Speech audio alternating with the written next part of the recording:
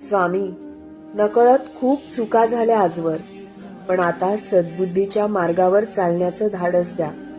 प्रत्येक मार्गात अडचणी आल्या, पण त्या प्रत्येक अडचणीत तुम्ही साथ दिलीत. म्हणून तर इथवर येऊन पोहोचले आहे. लोकांच्या स्पष्टवक्तेपणाचा त्रास होत नाही मला, पण उगाच कोणी खोटे आरोप केलेले सहनही होत नाही. माझ्या प्रामाणिकपणाला यशाच्या उंबरठ्यावर घेऊन चला स्वामी. माझ्या स्वप्नांना पूर्णत्वाकडे घेऊन चला.